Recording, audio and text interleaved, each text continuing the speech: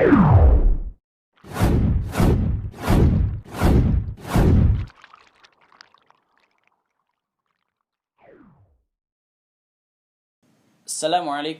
warahmatullahi wabarakatuh. Alhamdulillah wassalatu wassalam ala Rasulillah wa ala alihi wa sahbihi wa man wala wa man tabi'ahum bi ihsanin ila yaumiddin wa sallama tasliman katsira amma ba'd.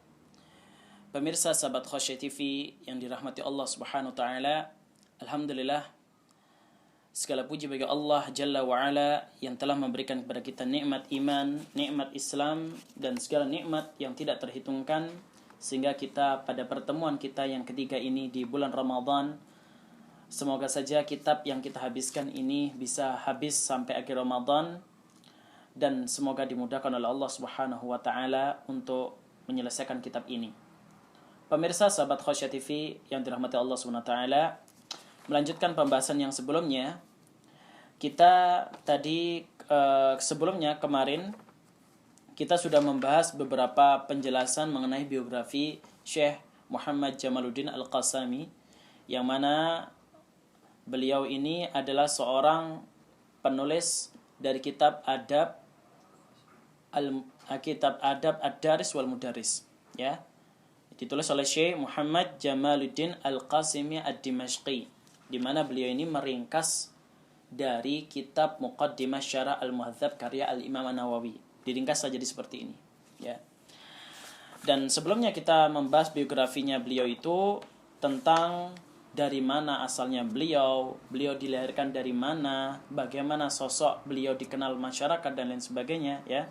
Sudah kita bahas. Begitu pula juga tentang bakti Syekh Muhammad Jamaluddin Al-Qasimi ini kepada orang tuanya, khususnya kepada bapaknya itu bagaimana, karena dari bapaknya, kakeknya, semuanya itu adalah ulama di Damaskus saat itu, ya. Dan pada pembahasan yang berikutnya ini masih berkaitan tentang biografi Syekh Muhammad Jamaluddin Al-Qasimi Ad-Dimashqi, yaitu tentang Jamaluddin wad dunya, yaitu baiknya beliau dalam hal dunia dan baiknya beliau dalam hal agama dan dunia. Wa yaqulu anhu usriyahu wa baladahu Muhammad Kurdi Ali, dan sahabat karib yang hidup di masa itu dan pada satu kota yang sama, yaitu Muhammad Kurdi Ali, pernah mengatakan. Pemirsa, apakah sudah tahu Muhammad Kurdi Ali? Kalau pemirsa melihat sejak pertama kali pertemuan, insya Allah kami sudah menyampaikan siapa Muhammad Kurdi Ali ini. Jadi sedikit kita sampaikan, Muhammad Kurdi Ali ini adalah seorang sastrawan pada saat itu, di mana pada saat itu Syekh Muhammad Jamaluddin Al-Qasimi ini kan membuat sebuah ringkasan buku yang diambil dari kitab Muqaddimah Syarah Muhadzab Al-Imam An-Nawawi dengan dua ringkasan. Ringkasan yang pertama diberi judul kitab Adab Ad-Daris wal Mudaris wal Mufti wal Mustasfi.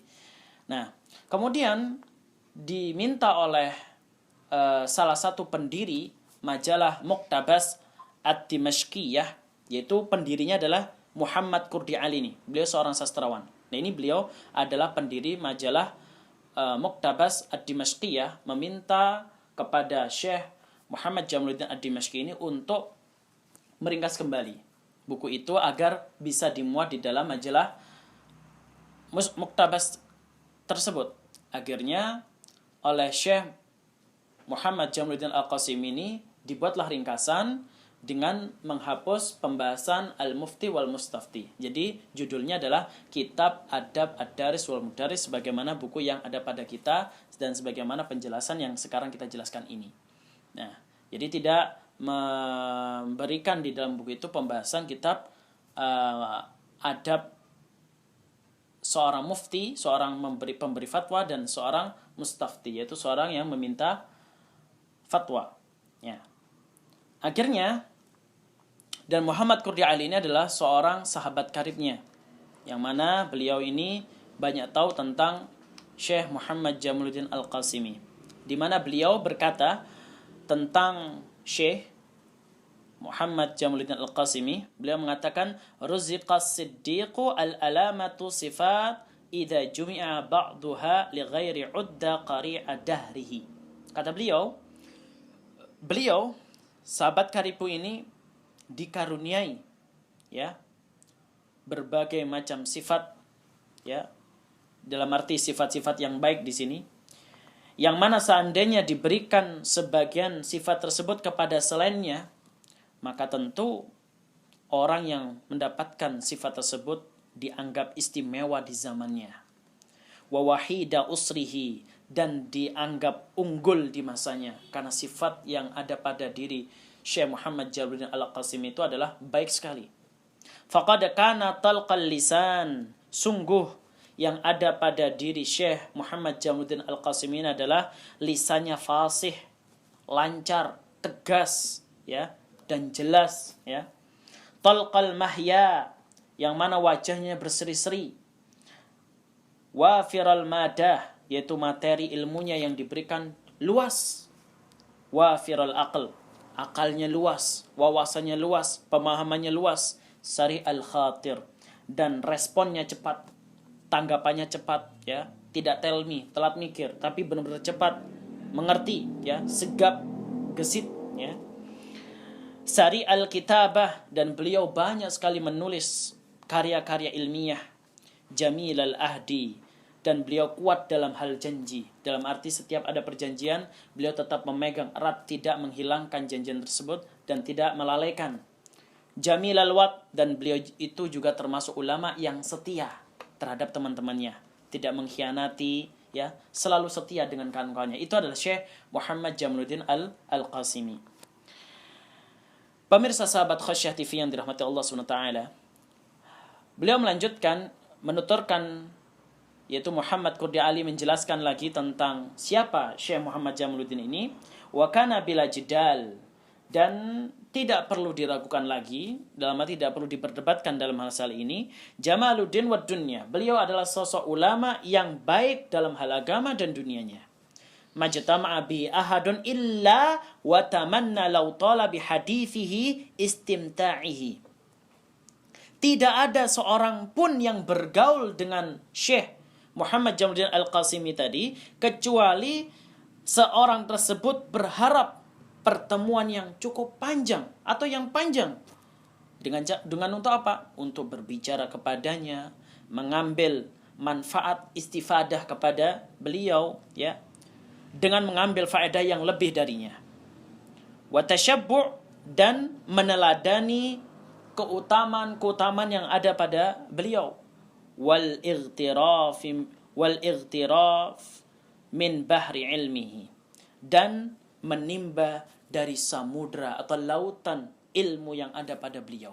Subhanallah.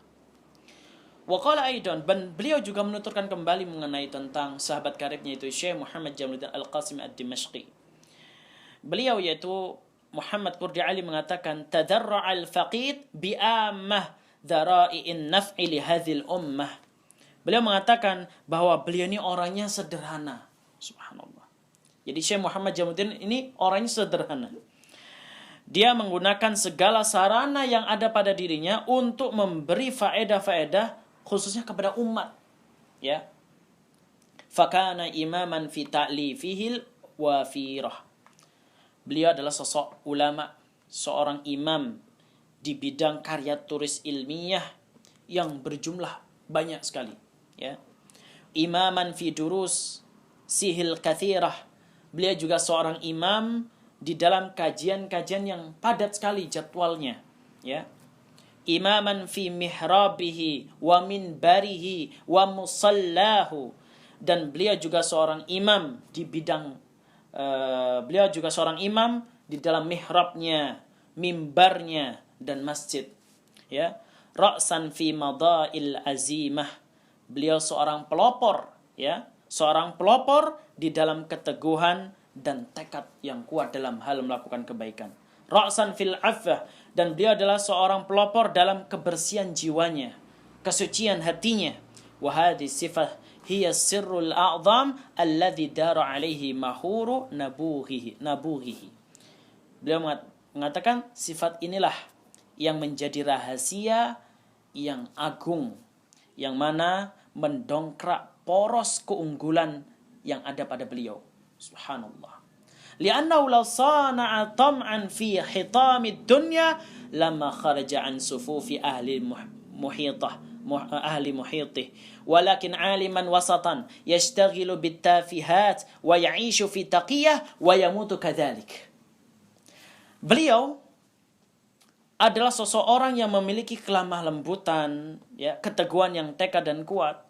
Itulah yang menjadi rahasia bagi dirinya untuk mendongkrak poros keunggulan tersendiri dibanding yang lain. Karena seandainya beliau mengerjakan, yakni Syekh Muhammad Jamaluddin mengerjakan sesuatu yang membuat tamak terhadap harta dunia, maka niscaya beliau tidak akan pernah keluar dari barisan orang-orang di sekitarnya. Karena orang-orang di sekitar Syekh Muhammad Jamaluddin itu orang-orang yang kaya, ya, sastrawan, dan orang-orang yang Masya Allah di situ. Tetapi ya, beliau tidak demikian. Bahkan kalau beliau seperti itu, pasti beliau menjadi seorang ulama yang bermuka dua, di sini seperti itu, di sana seperti itu. Yastaghilu bittafihat, yang disibukkan dengan hal-hal yang remeh, yang tidak bermanfaat, ya, yang tidak ada artinya. Wa ya'ishu fi taqiyah, dan beliau hidup dalam taqiyah. Apa itu taqiyah? Taqiyah itu seperti menyembunyikan kebenaran dan menampakkan kebalikan dari akidah yang dia anut. Karena apa? Takut dizalimi. Itu taqiyah. Seperti halnya Syiah Rafidhah yang terjadi pada apa yang di zaman ini. Ya. Itu wa yamutu kadzalik, dan beliau pun juga mati dalam kondisi itu. Naudzubillahi min dzalik. Tapi kita mengenal sosok Syekh Muhammad Jamaluddin Al-Qasimi adalah sosok ulama yang memiliki budi pekerti yang baik, yang tawadhu, yang setia, ya, yang berilmu, yang berwawasan tinggi dan luas, ya. Tidak terlalu terlalap dengan dunia, tidak terlalu mengambil semua banyak dunia, ya. Tapi lebih banyak mementingkan nomor pertama itu akhirat. Adapun pemirsa sahabat Khasyaf TV yang dirahmati Allah SWT, sudahkah kita demikian? Sudahkah kita menjadi orang yang bertakwa pada Allah SWT? Itu mengenai tentang baiknya Syekh Muhammad Jamaluddin Al-Qasimi Ad-Dimashqi dalam hal agama dan dunianya. Sekarang yang berikutnya, matribul mathali fi istighlalil waqti, yaitu teladan dalam memanfaatkan waktu. Ternyata beliau ini juga termasuk teladan dalam memanfaatkan waktu juga. Wa amma hammatuhu al-aliyatu wastighlaluhu li awqatihi. Adapun tentang semangatnya, ya, hammatuhu, ya. Wa amma hammatul aliyatu wastighlaluhu li awqatihi. Adapun tentang semangatnya yang tinggi dan pemanfaatannya dalam hal waktu, ya. Faqad kana matribal mithli fi dzalika.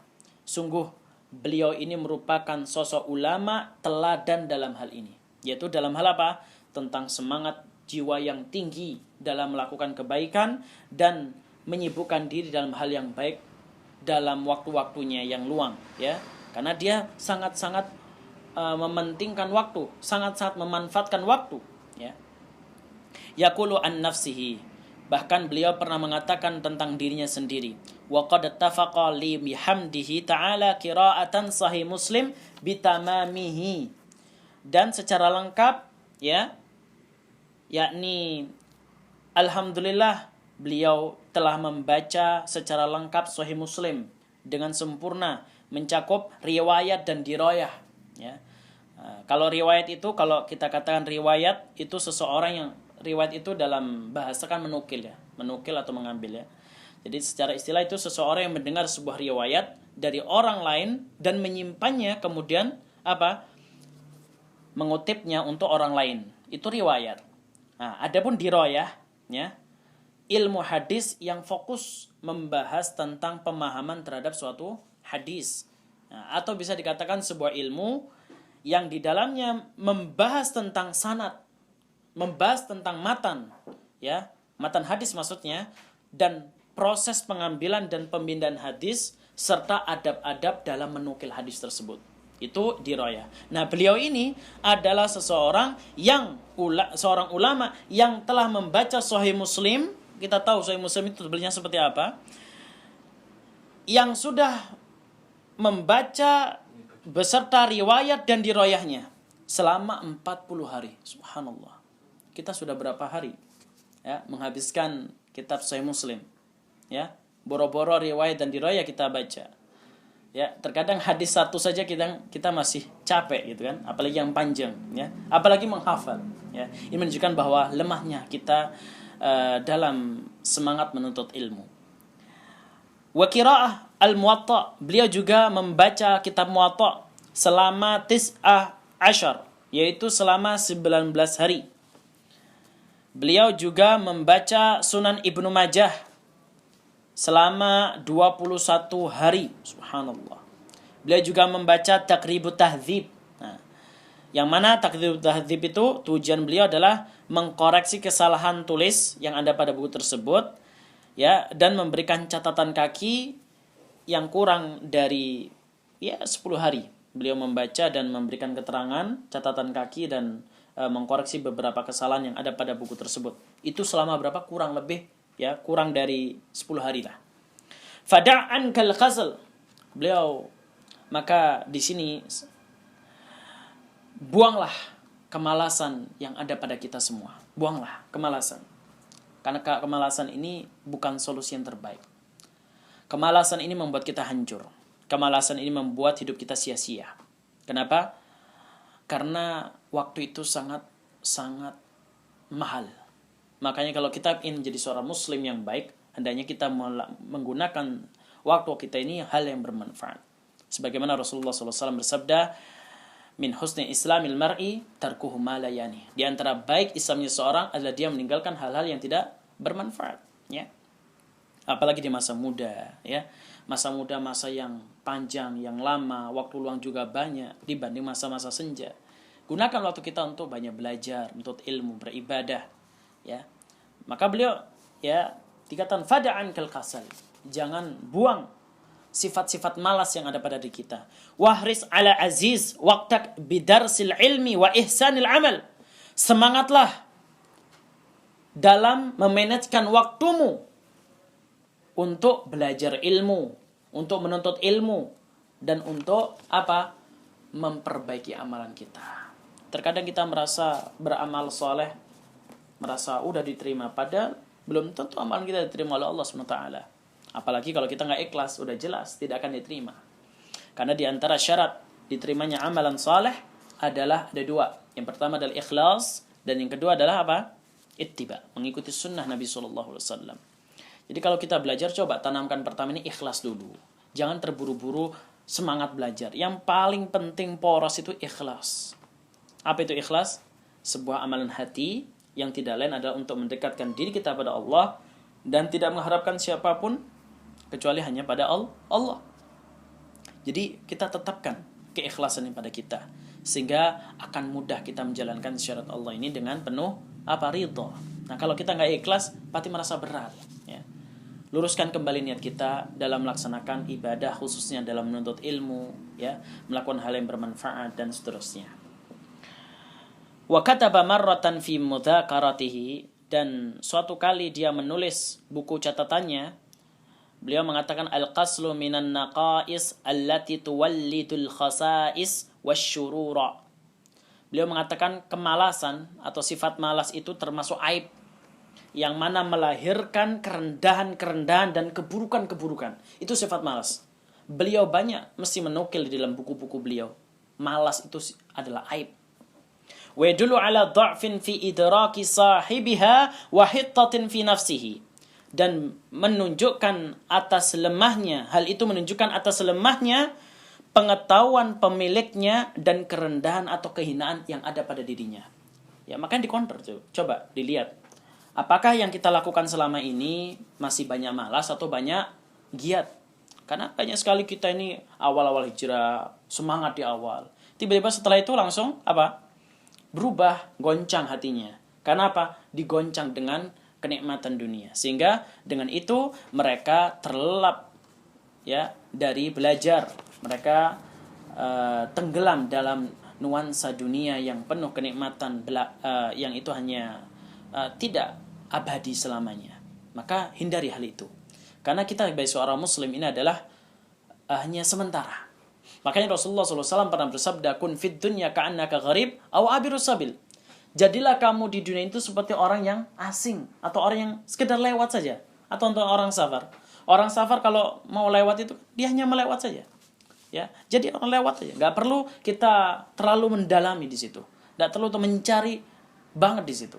Cukup jadi orang yang asing atau orang yang lewat. Kalau orang asing pasti Anda tidak tahu siapa sana, siapa sini. Ya. Jadilah kita di dunia seperti itu. Bahkan dalam riwayat Muslim, Rasulullah SAW pernah bersabda, ad-dunya sijnul mu'sin, ad-dunya sijnul mu'min, wal jannatu kafir. Dunia itu penjaranya orang mukmin dan surganya orang kafir. Jadi kenapa kita gunakan waktu kita untuk banyak untuk mengambil dunia? Dan itu yang akan mengakibatkan rasa malas terus menghantui kita. Padahal malas itu menunjukkan lemahnya pengetahuan yang ada pada diri kita, ya, dan kerendahan atau kehinaan yang kita miliki. Jadi hindari rasa malas itu. Wa qala kadzalik. Begitu pula beliau juga pernah mengatakan al-qasu wal khumul wa hashwu dhahni bil khurafati hiya tariqasy syarr. Ya, beliau mengatakan malas itu dan lemah dan menanamkan pemahaman khurafat itu adalah tariqasy syarr, yaitu adalah jalan yang buruk. Apakah Anda tahu apa itu khurafat? Khurafat itu segala macam berita atau informasi yang mengandung unsur kedustaan. Itu khurafat. Makanya dalam kitab Lisanul Arab, khurafat dikatakan oleh Al-Imam Ibnu Mandur. Beliau mengatakan wal khurafatul hadits al-mustamlah min al-kadhib wa qalu haditsu khurafah. Khurafah itu khurafat itu adalah ucapan yang dibumbui dari sebuah kedustaan. Jadi ucapan tersebut dibumbui dengan banyak kedustaan dan mereka mengatakan haditsu khurafah, yaitu ucapan yang penuh dengan khurafat, penuh dengan kedustaan. Nah, itu yang disampaikan oleh Al-Imam Ibnu Munzir. Kemudian beliau menyebutkan latar belakang istilah ini. Dari mana asal khurafat ini? Kok bisa muncul kata-kata khurafah? Beliau mengatakan, "Dzukira Ibnul Qalbi fi qaulihim hadits khurafah anna khurafah min Bani Udhrah au min Juhainah." Beliau menyebutkan bahwa pernyataan masyarakat mengenai tentang beritanya khurafat, bahwasanya khurafat itu adalah nama orang yang diambil dari kalangan Bani Udhrah atau dari Bani Juhainah. Ihtatafathu al-jin thumma raja'a ila qaumihi fakana yuhaddits bi ahadits. Yang mana salah satu dari mereka diculik oleh jin, kemudian dia pulang, ya, dia pernah diculik sama jin, lalu dia kembali pulang ke rumah, ke kampungnya, fakana yuhaddits, lalu menceritakan kejadian-kejadian apa yang dia pernah alami saat itu. Diceritakan, tadi saya lihat ini, tadi saya lihat itu. Tapi isinya adalah suatu hal khurafat. Mimma ra'yun yu'jibu minhan nas. Akhirnya manusia terheran-heran terhadap apa yang ia lihat. Fakadzabuhu. Lalu masyarakat tidak percaya dan mendustakannya. Fajara ala al-sunin nas hadithu khurafah. Akhirnya jadi terkenalah di kalangan masyarakat itu atau manusia hadits khurafah, yaitu ucapan khurafat. Itulah asal muasal khurafat. Maka khurafat itulah yang dikatakan sebuah informasi atau berita yang mengandung unsur kedustaan. Begitu pula tahayul. Nah, pernah nggak kita mendengar kalimat tahayul? Tentu insyaallah kita di Indonesia mungkin sering mendengar kata-kata tahayul, ya. Apalagi sekarang banyak konten-konten di YouTube dan seterusnya itu hal-hal yang bernuansa tahayul, apalagi yang khurafat di situ. Ya, bagaimana dengan tahayul ini? Hal ini telah disebutkan dalam Al-Qur'anul Karim, di mana saat itu Allah Subhanahu wa taala menceritakan sihir yang dilakukan oleh tukang sihirnya Fir'aun saat itu. Beliau mengatakan dalam surat Thaha ayat 66, Allah SWT berfirman, qala bal alqu fa idza hibaluhum wa isiyuhum. Di mana Musa berkata, bal alqu, silakan kamu sekalian melemparkan. Maksudnya melemparkan tongkat-tongkat mereka. Kan pada saat itu Musa melihat mereka membawa tongkat dan memerintahkan, silakan buang, lemparkan tongkat-tongkat kalian itu. Tiba-tiba ketika tongkat-tongkat para penyihir milik Fir'aun tersebut dilemparkan, tiba-tiba tali-tali mereka dan tongkat-tongkat mereka yukhayyalu ilahi, terbayangkan kepada Musa. Yukhayyal, terbayangkan. Maksudnya terbayang di sini terilusi kepada si Musa. Ya. Min sihrihim, dari sihir yang mereka berikan. Ya, sampai yang Musa yang tadinya tidak mengetahui apakah tongkat itu bisa berubah, tiba-tiba tongkat itu ketika dilempar berubah menjadi apa? Ular, yang membuat terilusi si Musa. Nah, sampai-sampai ia merayap cepat. Nah, di sini di kalimat yukhayyal artinya kan tersembunyi, ya. Yang dimaksud di sini tukang sihir Fir'aun ini menyihir setiap mata para penontonnya sampai-sampai seolah mata mereka itu melihat tali dan tongkat itu mereka menjadi ular. Jadi tahayul itu artinya membayangkan. Ya, membayangkan dirinya itu hebat, seolah tidak ada yang menandinginya. Makanya di dalam sastra bahasa Indonesia, khurafat itu adalah sesuatu yang hanya ada dalam hayalan, ya, atau kepercayaan kepada sesuatu yang dianggap ada atau sakti, padahal tidak ada, ya, tidak sakti, ya, tahayul tadi, ya. Jadi tahayul inilah yang menjadikan seseorang itu merasa membayangkan dirinya hebat, seolah tidak ada yang menandinginya. Karena itulah tahayul di dalam sastra Indonesia diartikan segala sesuatu yang hanya ada dalam hayalan atau kepercayaan kepada sesuatu yang dianggap ada atau sakti mandraguna, padahal hal itu tidak ada, hakikatnya nggak ada, atau memang dia tidak sakti. Itu tahayul. Ya. Lalu mengapa tahayul dan khurafat ini digandengkan, disamakan, ya? Padahal secara bahasa, secara penulisan kan berbeda. Kenapa digandengkan? Karena takhayul yakni sebuah khayalan belaka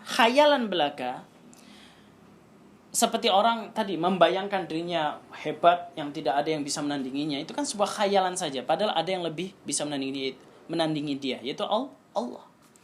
Jadi sebuah khayalan belaka, khayalan tanpa bukti, tidak sesuai kenyataan dan tidak didukung oleh dalil. Ketika itu diyakini statusnya menjadi khurafat. Nah, kalau kita berikan contoh di sini, pemirsa sahabat Khosya TV, mengenai khurafat dan tahayul. Kita ambil contoh tahayulnya dulu.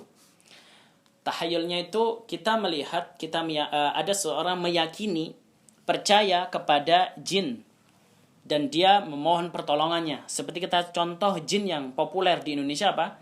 Nyi Roro Kidul, ya kan? Dia meyakini Nyi Roro Kidul ini adalah jin yang hebat, ya, yang bisa menolak bala, ya, yang bisa menjatuhkan mudarat dan seterusnya. Sebagian masyarakat mempercayai hal itu, ya. Nah, sehingga muncullah khurafat karena tadi dia mengkhayal bahwa dia meyakini ada jin yang bisa menolong dia. Ini kan tahayul. Muncullah status khurafat di mana setiap orang, muncul ini berita-berita kedustaan, setiap orang yang memakai baju hijau atau pakaian hijau ke pantai selatan bertemu dengan siapa? Di tempat Nyi Roro Kidul, maka dia nanti akan diambil, dibawa, atau nanti terkena bala dan seterusnya. Ini nggak boleh. Muncul khurafat-khurafat seperti itu. Ya. Begitu pula kita meyakini tentang musibah corona ini, ya. Katanya musibah corona ini karena kita tidak memberikan sesajen pada jin atau kita kurang rukun dan seterusnya. Akhirnya muncul khurafat-khurafatnya. Apa khurafatnya? Akhirnya kita disuruh untuk buat apa? yang kemarin-kemarin beredar di internet itu? Sayur apa?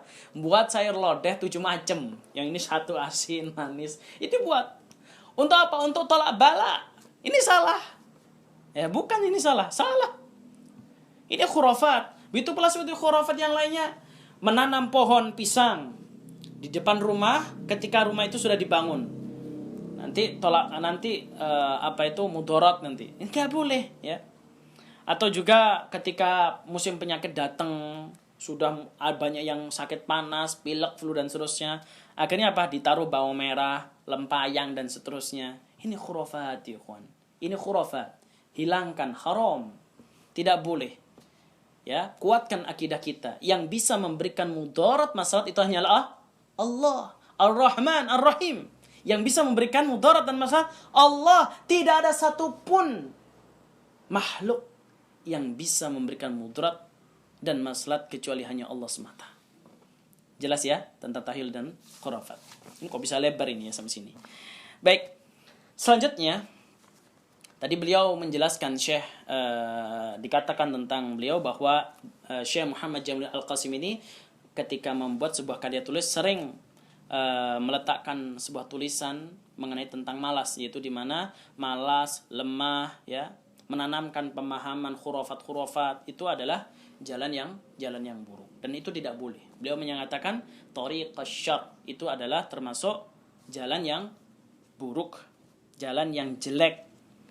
Wa hadzal jadd wadda, dan kesungguhan ini dan ketekunan ini indahu kana yatahalla bihi mundu syababihil awwal. Kesungguhan dan ketekunan yang telah kita jelaskan tadi ini telah menghiasi diri beliau Syekh Muhammad Jamaluddin Al-Qasimi sejak apa? Sejak awal masa mudanya.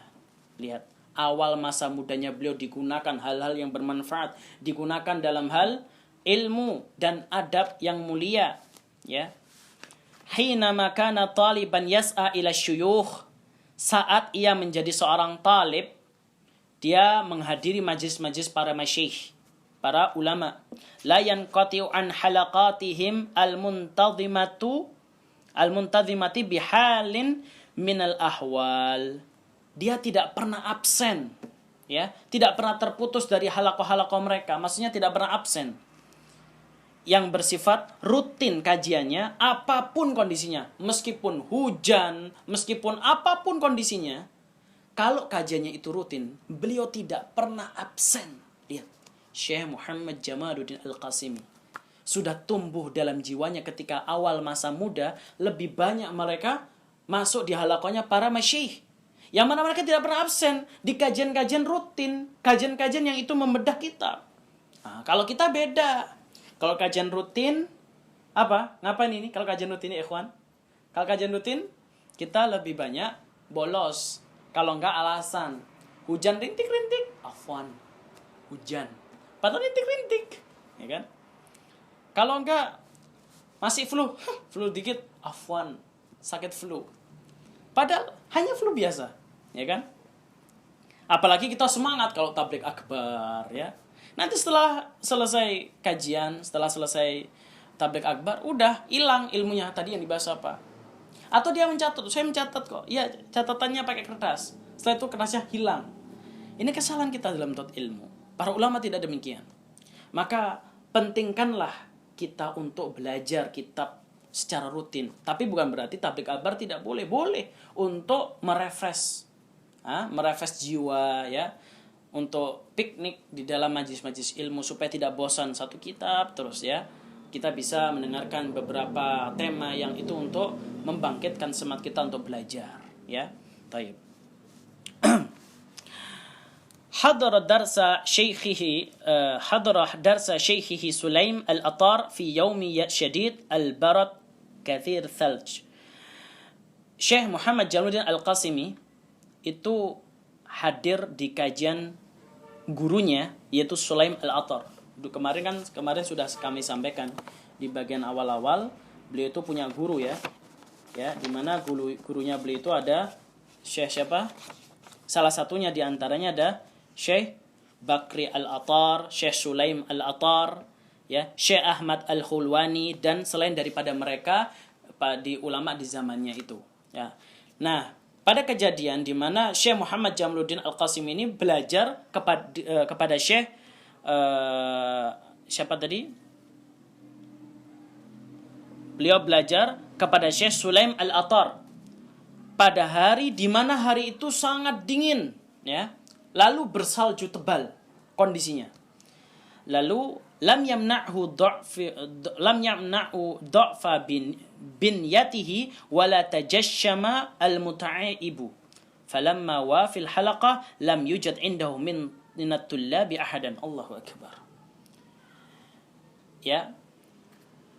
Lemah tubuhnya itu tidak dapat menghalanginya untuk tidak hadir di majelisnya Syekh Sulaim Al-Atar, ya. Manakala dia tiba di halaqahnya beliau, tidak didapati seorang pun dari murid-muridnya Syekh Sulaim Al-Atar ini, seorang pun yang datang di majelisnya kecuali Syekh siapa? Syekh Muhammad Jamaluddin Al-Qasimi Ad-Dimashqi ini. Subhanallah, enggak ada yang datang, cuma beliau sendiri. Beliau seorang saja. Faqala Ustadz. Kemudian gurunya yaitu Syekh Sulaim Al-Atar ini mengatakan kepada dia ketika dia datang, wahai Muhammad Jamaluddin Al-Qasimi Ad-Dimashqi, innani antadhirqa wahdak li'annani araftu annahu la ya'tiya fi hadzal yawm khairak. Subhanallah. Sesungguhnya wahai Muhammad Jamaluddin Al-Qasimi, aku menunggumu seorang saja karena aku tahu dan aku yakin bahwa tidak ada seseorang di hari ini hadir kecuali engkau. Kalau gurunya sampai mengatakan demikian, berarti Syekh Muhammad Jamaluddin Al-Qasimi adalah sosok ulama, ya, yang mana atau sosok pemuda pada saat itu yang mana sangat tekun dan tidak pernah absen dalam belajar ilmu. Tidak peduli teman-temannya mau apa, yang penting dia tetap fokus belajar. Sehingga jangan heran muncullah jiwa yang bersih, akhlak yang baik, ya, adab yang baik, ya, wawasan yang luas, setia dengan kawan-kawan karena hidupnya penuh dengan ilmu dan amal. Allahu akbar. Tidak seperti kita. Apalagi di zaman-zaman yang penuh dengan kemaksiatan di mana-mana. Pemirsa sahabat Khosyah TV yang dirahmati Allah Subhanahu wa taala, wa kam kana yu'jibu minan nasi alladziina yamirru bihim jalisina fil maqahi 'inda babil jabiyah. Beliau sangat heran ketika melihat orang-orang yang dia lewati sedang nongkrong-nongkrong di warung kopi. Nah, ini warung kopi yang biasanya ke warung kopi ini, ya. Biasanya anak muda-muda yang suka ke warung kopi. Beliau ini sangat heran ketika melihat orang-orang yang dia lewati sedang nongkrong-nongkrong di warung kopi di pintu Jabiyah. Pintu Jabiyah ini pintu yang ada di Damaskus. Dan ini sudah kita sebutkan tadi pada pertemuan yang pertama. Wa yaqulu, Syekh Muhammad Jamaluddin mengatakan apa? Kepada orang-orang yang suka nongkrong di kopi, ngobrol. Kadang kita ngobrol di kopi paling lama berapa jam? Hah? Antum, berapa jam kira-kira? Paling lama? 2 jam? Paling lama? Masa? Kadang saya pernah lihat ada orang yang nongkrong kopi dari jam berapa? Hah? Ada yang sampai 4 jam. Bahkan ada yang dari jam 9, ya. Kita hitung ya dari 8. 9, 10, 11, 12, 1, 2, 6 jam ya ikhwan. Jam 2 langsung pulang. Tidur, bangun jam 8, jam 9 pagi. La haula wala quwata illa billah. Ini yang suka nongkrong-nongkrong di kopi. Nah, beliau Syekh Muhammad Jamaluddin Al-Qasimi ini heran terhadap orang-orang yang dia lewati sedang nongkrong di warung kopi. Dia mengatakan ma arkhasu waqtun haula'i alaihim faya laitahum yu'tunani syai'an min awqatihim. Beliau mengatakan betapa murahnya waktu bagi mereka. Betapa murahnya waktu bagi mereka. Ya, seandainya waktu tersebut mereka berikan kepadaku sebagian dari waktu-waktu mereka. Tentu Syekh Muhammad Jamaluddin akan gunakan waktu itu untuk gunakan sebaik-baiknya. Ya. Sampai-sampai beliau mengatakan ma'arkhas, betapa murahnya waktu yang mereka gunakan. Sampai-sampai mereka tidak melihat waktu itu mahal. Ya. Mereka gunakan sia-sia dan seterusnya. Itulah sosok Syekh Muhammad Jamaluddin Al-Qasimi. Wabil maqabil faqad qassama awqatahu hilal yawm taqsiman harisa fihi ala yudi' minhu syai'un fi ghairi faidah. Oleh karena itu beliau membagi waktu-waktunya di dalam sehari menjadi beberapa bagian, ya. Dalam satu hari itu beliau membagi waktunya. Ini pagi, ini siang, ini sore, ini untuk malam. Ini untuk ini untuk itu, ini untuk ini untuk itu dan seterusnya. Mereka bagi, ya. Beliau bagi menjadi beberapa bagian dengan usaha agar tidak ada waktu yang terlewatkan sedikit pun. Coba lihat, perhatikan baik-baik ya ikhwan. Beliau tidak pernah melewatkan sedikit pun waktu, maka beliau sangat memanajkan waktu yang baik sebaiknya. Dan beliau tidak ingin ada waktu yang terlewatkan tanpa faedah. Subhanallah. Meskipun 1 detik. Faja'ala waqtal wajr lidurus. Beliau menjadikan waktu ba'da subuh, ya. Usai subuh itu untuk kajian, untuk belajar, mengkaji kitab dan seterusnya. Dan ketika waktu duha, beliau menyusun dan menulis kitab untuk membuat sebuah karya, ya. Wa ba'da dhuhri lil qilulatil yasirah. Ba'da dhuhur, setelah dhuhur beliau istirahat siang tapi cuma sebentar, enggak lama kayak gitu ya. Ya, kita habis zuhur udah malas, udah rebahan dikit sebentar, tapi rebahnya pakai main HP itu. Rebahan sedikit main HP, udah tidur lelap. Enggak taunya sudah azan, masih telup sampai jam 4 kita seperti itu. Allahu akbar. Tapi beliau ini kalau siang tidurnya sebentar, habis subuhnya kaji. Kita kalau habis subuh ngapain? Ngaji atau tidur. Makanya kalau habis subuh jangan langsung ke kamar. Habis subuh kiri kanan itu udah bantal, udah tidur kita. Ya, apalagi kita habis subuh bersandar sebentar. Alasannya saya tak bersandar sebentar, habisin zikir pagi lah. Tenangkan dulu. Tidur dia. Jadi diusahakan jangan cari sesuatu sandaran yang nikmat, ya. Apalagi sandaran pada istri, jangan. Oleh karena itu, ma'asyiral muslimin, pemirsa sahabat Khasyah TV yang dirahmati Allah SWT, beliau, ya, sangat menggunakan waktunya hal-hal yang bermanfaat, ya. Bahkan pada zuhur pun dia istirahat siang sebentar, ya. Seperti burung ketika menego air. Jangan tahu burung ketika menego air, ya seperti itu. Beliau kalau tidur siang, ya. Nggak lama kalau kita molor kayak apa? Yang sering tidur siang terus itu kucing. Antum tahu kucing? Kucing habis makan, selesai tidur. Makan, tidur itu. Apalagi yang sering tidur, hewan tidur itu. Ya. Ya bisa diistilahkan hewan juga tidur itu ya. Jangan jadi orang seperti itu. Nah, sebagaimana hal ini pernah dikabarkan dari cucunya tentang perihal beliau, di mana beliau kalau siang tidur tapi tidurnya sebentar saja. Wa waqtul asri litadris, dan waktu asar beliau untuk mengajar. Wa ma bainal isya'ain, pada waktu antara maghrib dan isya beliau memberikan nasihat kepada umat, ya tematik atau singkat dan seterusnya. Dikhususkan juga setelah isya beliau mengkaji tafsir. Bayangkan dari pagi sampai malam hidupnya penuh dengan ilmu. Nggak kayak kita.